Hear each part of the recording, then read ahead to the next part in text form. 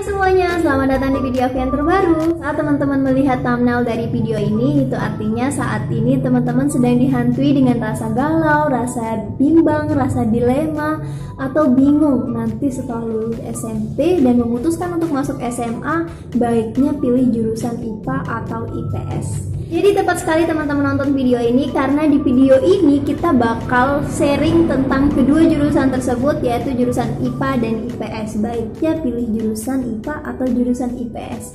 Nah, sebelum teman-teman lanjut nonton video ini, jangan lupa di like, komen, dan subscribe sekarang juga. Let's get started.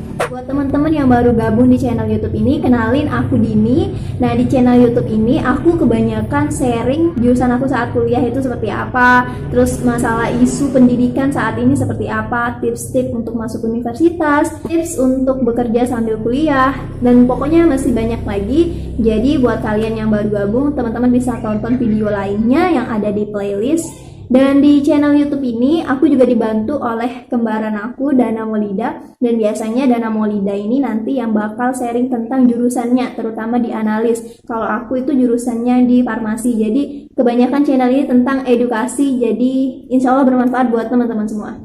Oke, kita lanjut ke topik yang akan kita bahas, yaitu antara IPA dan IPS, baiknya pilih yang mana.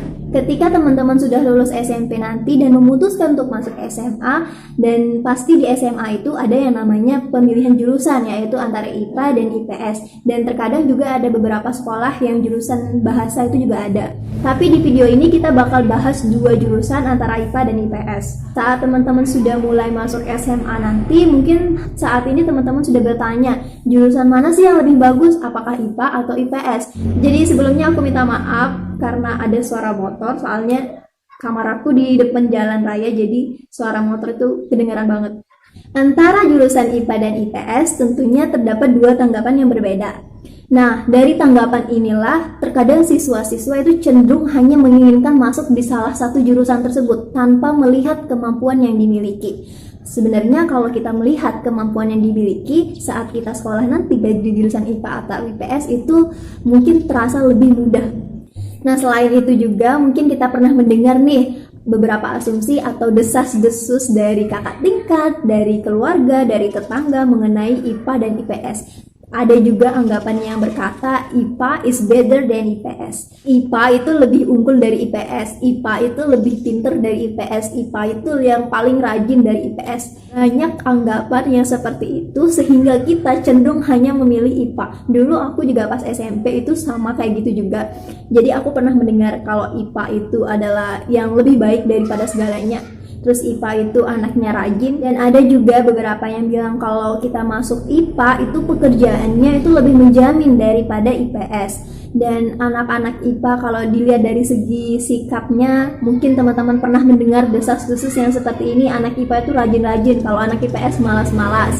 Nah, mungkin kita pernah mendengar desas-desus, isu atau anggapan tersebut dari kakak tingkat atau dari teman-teman kita, dan sebenarnya itu ada benarnya juga. Cuman kenapa anak IPA itu lebih rajin daripada anak IPS? Sebenarnya anak IPA bukan lebih rajin daripada IPS, hanya saja mata pelajaran dari anak IPA itu lebih fokus ke hitung-hitungan. Jadi saat mereka membawa buku yang banyak, itu kan isinya tebel-tebel nih, ada buku biologi, buku matematika, itu mereka kelihatannya cenderung lebih rajin daripada anak IPS. Padahal kalau dibilang belajar, ya belajar sama.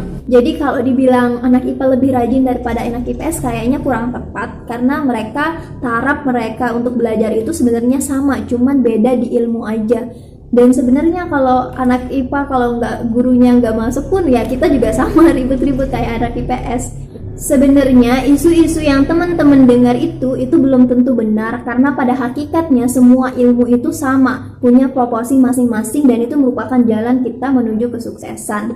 Nah, itu semuanya tergantung dari kita, tergantung dari kemampuan kita di mana, tergantung dari skill kita di mana, tergantung dari cita-cita kita mau jadi apa. Sebenarnya terserah kalian mau pilih yang mana, tapi dilihat dari kemampuan kalian tadi. Semisalnya nih kamu lebih suka sains, penelitian, biologi, kalian bisa masuk IPA. Atau kalau kamu lebih suka tentang kehidupan masyarakat, bersosialisasi, atau kedepannya nanti kamu pengen jadi pegawai bank atau kerja di HI, kalian bisa pilih jurusan IPS karena jurusan IPS itu nanti akan membantu kalian di masa kuliah untuk menentukan jurusan di universitas. Saat kalian di SMA nanti, kalian jangan asal ikut-ikut teman. Misalnya teman kalian dari SMP itu kebanyakan masuk IPS, kalian akhirnya memilih untuk masuk IPS, padahal sebenarnya minat kalian itu ada di IPA. Jadi ini juga berlaku sama dengan IPA. Misalnya nih teman-teman kalian tuh kebanyakan masuk IPA, sementara kalian itu tidak mampu untuk masuk IPA atau minatnya itu kurang terhadap sains. Jadi dilihat dari kemampuan kalian masing-masing, bukan ikut-ikutan teman atau dipaksa keluarga, dipaksa teman. Karena bagaimanapun yang sekolah saat itu adalah diri kalian sendiri, bukan orang lain. Nah, saran aku sih dari sekarang kalian udah mulai merenungkan diri, mumpung kalian masih saat ini ada di kelas 3 SMP atau yang baru masuk SMA. Dari sekarang teman-teman mulai pikirkan, kalian itu kemampuannya yang menonjol di mana sih? Apakah IPA atau IPS? Coba deh sekarang kalian buka rapot kalian, terus kemudian kalian lihat nih nilai matematika kalian berapa, nilai biologi, nilai yang pokoknya nilai yang berkaitan dengan IPA, apakah itu bagus atau kurang bagus.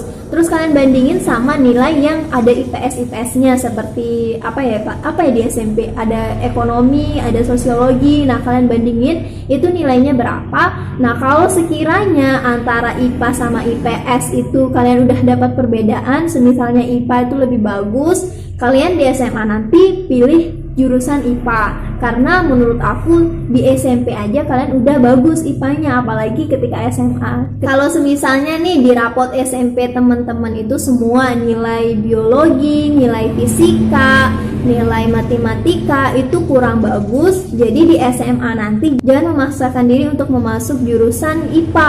Karena logika aja nih, kita pakai logika aja, di SMP aja nilai kita udah benar-benar anjlok, apalagi di SMA nanti ketika kamu masuk jurusan IPA. Nah, saran aku sih kalian beralih ke jurusan IPS. Jadi lihat lagi kemampuan kalian itu di mana, apakah cocoknya di IPA atau IPS. Jadi sekali lagi jangan ikut-ikutan teman, karena yang namanya ikut-ikutan teman, yang namanya tidak pada passion kita itu benar-benar tidak enak. Itu menyulitkan kita saat kita sekolah nanti, apalagi di SMA kita sekolahnya 3 tahun, dan pas kamu masuk jurusan itu karena kamu ikut-ikutan teman, bukan ikut passion kamu. Itu benar-benar merugikan kamu. Jadi mulai sekarang berpikir deh kamu itu cocoknya di mana. Nah, mungkin kalian pernah dengar masuk IPA aja soalnya pekerjaannya itu lebih menjamin daripada IPS. Sebenarnya itu salah besar, karena aku baru menyadari saat ini, menurut aku jurusan IPS itu benar-benar bagus, karena di IPS kamu nanti bisa jadi pebisnis muda. Aku benar-benar tertarik dengan jurusan IPS. Nggak tahu kenapa di semasa aku kuliah ini kayaknya jurusan IPS itu lebih menarik daripada jurusan IPA. Ya mungkin karena jurusan IPA agak susah sih sebenarnya pas kuliahnya nanti. Jadi pekerjaan kamu saat kamu memilih jurusan IPS nanti ke depannya itu juga sama bagusnya antara IPA. Misalnya kamu mau jadi pegawai bank, kamu kerja di akuntansi, manajemen, atau kamu mau kerja di HI, hubungan internasional, kamu bisa masuk IPS. Nah, itu juga bagus kok pekerjaannya, dan mahalnya dengan IPA. Jadi teman-teman, saran aku dari sekarang coba renungkan atau coba lagi berpikir kamu tuh cocoknya di mana, kamu itu kemampuannya di mana, karena kesuksesan kamu itu ada di tangan kamu sendiri, bukan di orang lain. Oke teman-teman, sekian dari video ini. Terima kasih banyak sudah menonton video ini. Jangan lupa di like, komen, dan subscribe. Bye-bye, sampai ketemu di video selanjutnya. When I wake up, I feel cozy, yeah. Can you hold up? Don't need no coffee, yeah.